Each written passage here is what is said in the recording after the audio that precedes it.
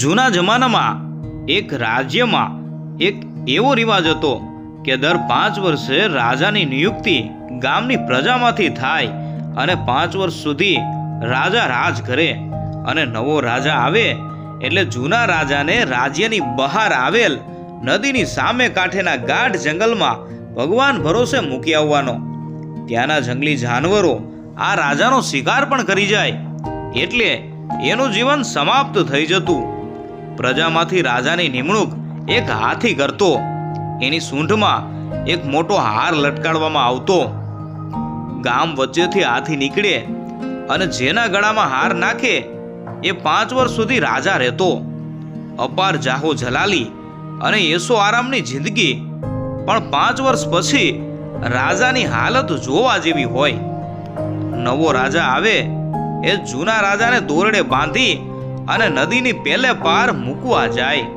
જૂનો રાજા કરગરે, જિંદગીની ભીખ માગે, પણ નવો રાજા એને ન સાંભળે. એક રાજાની 5 વર્ષની ટર્મ પૂરી થઈ અને નવો રાજા નિયુક્ત થતા જ જૂના રાજાને દોરડેથી બાંધવા સૈનિકો આવ્યા. એટલે રાજા હસીને કહે, મને દોરડાથી બાંધવાની જરૂર નથી, હું તમારી સાથે જ આવું છું. ચાલો. સૈનિકો વિચારમાં પડી ગયા કે આ પેલો રાજા છે જે આમ બોલે છે.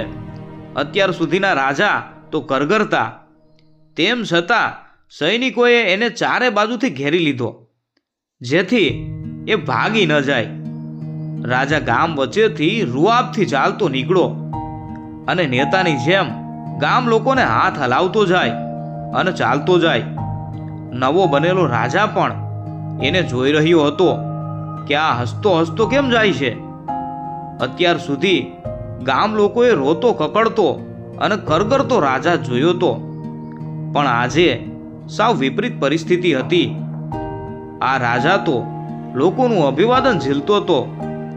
નદીને પેલે પાર જવા માટે એને નાવમાં બેસાડવામાં આવ્યો ત્યારે નાવિક પણ અજરજમાં પડી ગયો. અત્યાર સુધીના રાજાઓને તો દોરડે બાંધેલા હતા અને તેઓ રાડો પાડી અને બચાવો બચાવોની બૂમ પાડતા.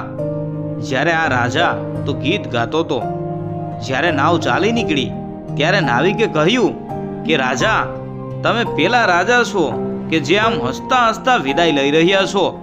તમને મોતનો ડર નથી લાગતો? તમે કાંઈક છુપાવો તો છો જ.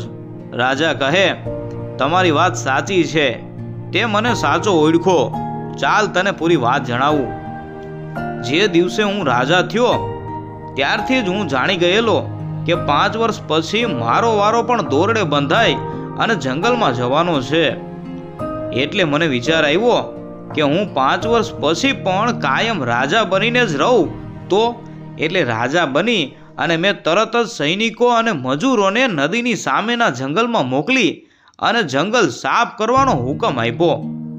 હું રાજા હતો, ગમે તે હુકમ આપી શકું તેમ હતો, એટલે મેં સૌથી પહેલું આ કામ કર્યું. બીજા વર્ષે ત્યાં હોશિયાર પ્રધાનોને મોકલી અને મકાનો બંધાવવામાં આવ્યા. પ્રજા માટે સારા રસ્તા, તળાવ અને શાળા બનાવ્યા. ત્રીજા વર્ષે કડિયા અને મિસ્ત્રીઓને મોકલી અને મારા માટે મહેલ અને પ્રજા માટે મકાનો બનાવ્યા. ચોથા વર્ષે આ વિસ્તારને કરમુક્ત જાહેર કરી અને સારા સારા વેપારીઓને ત્યાં વેપાર કરવા મોકલી દીધા. 5મા વર્ષે ત્યાં તમામ પ્રોફેશનલ લોકો જેવા કે વૈદ, હકીમ, સોની, શિક્ષકો, નાણાં ધીરનાર જેવા અનેકને સ્થાયી થવાનું આમંત્રણ આપ્યું. આજે 5 વર્ષ પૂરા થયા. જો ભાઈ ધ્યાનથી સાંભળ, તને દૂરથી શરણાઈ, ઢોલ અને નગારાનો અવાજ સંભળાય છે. એ મારા સ્વાગત માટે પ્રજાજનો રાહ જુએ છે. મને રાજા તરીકે અહીં તો ફક્ત 5 વર્ષ જ રાજ કરવા મળ્યું, પણ ત્યાં તો હું આખી જિંદગી રાજા બનીને રહેવાનો છું. આ છે મારી મુસ્કાનનું કારણ. તો મિત્રો, બીજા રાજાઓ તો 5 વર્ષ ફક્ત ભોગ વિલાસમાં જ રહ્યા, પણ એ જાણતો હતો કે ભગવાને આપણી કમાણીને પણ અમુક વર્ષો જ આપેલા છે. જો તે દરમિયાન ભવિષ્યનું આવનારી પેઢી આવનારી નિવૃત્ત અવસ્થાનું પ્લાનિંગ કરી લઈશું તો આખી જિંદગી રાજા બનીને જીવી શકાશે.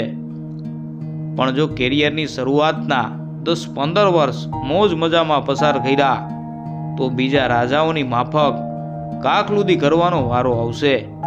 એટલે જ આપણે ત્યાં કહેવત છે, શિયાળાનું સાણું, જુવાનીનું નાણું અને ગઢપણનું વસાણું સાચવીને રાખજો.